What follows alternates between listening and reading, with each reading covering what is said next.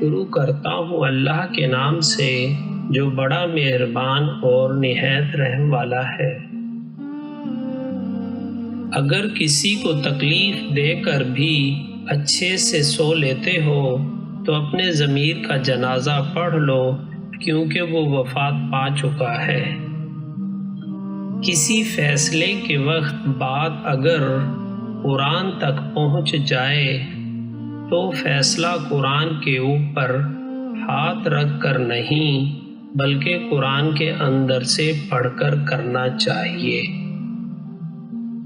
وقت، موسم اور لوگ سب کی ایک سی فطرت ہوتی ہے، کب کون کہاں بدل جائے پتہ ہی نہیں چلتا۔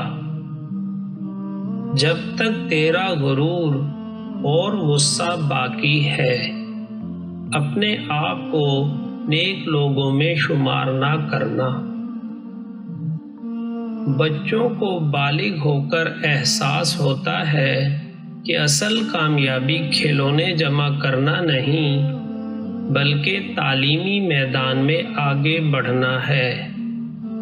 صحرا کی ریت اس پانی سے اپنی پیاس بجھا لیتی ہے اور وہی پانی چکنے پتھروں کو چھو کر گزر جاتا ہے۔ اللہ کی رحمت ہر دل کے لیے ایک جیسی ہے، اب یہ ہم پر ہے کہ ہم پر اس کا کتنا رنگ چڑھتا ہے، اور اللہ کا رنگ سب رنگوں سے بہتر ہے۔ کسی نے پوچھا، بابا جی حسد کیا ہے؟ فرمایا، رب کی تقسیم سے اختلاف رکھنا۔ کامیابی کا نشہ کبھی دماغ پر چڑھنے مت دیجیے اور ناکامی کا صدمہ کبھی دل پر مت لیجیے، ہمیشہ خوش رہیں گے۔ مرد اگر سچی محبت کرے تو وہ نہ کسی غیر عورت کی طرف دیکھتا ہے اور نہ ہی کسی غیر مرد کی نظریں اپنی عزت پر پڑنے دیتا ہے۔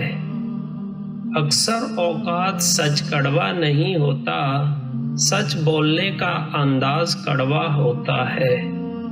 چھوٹا بن کے رہو گے تو بڑی بڑی رحمتیں ملیں گی، کیونکہ بڑا ہونے پر تو ماں بھی گود سے اتار دیتی ہے۔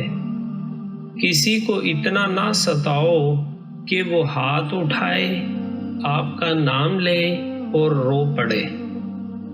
ساری دنیا آپ کو چھوڑ دیتی ہے، حالات کیسے بھی ہوں، مگر اللہ کبھی نہیں چھوڑتا۔ جو اللہ کے آگے جھکتا ہے، اللہ اسے بلند کر دیتا ہے۔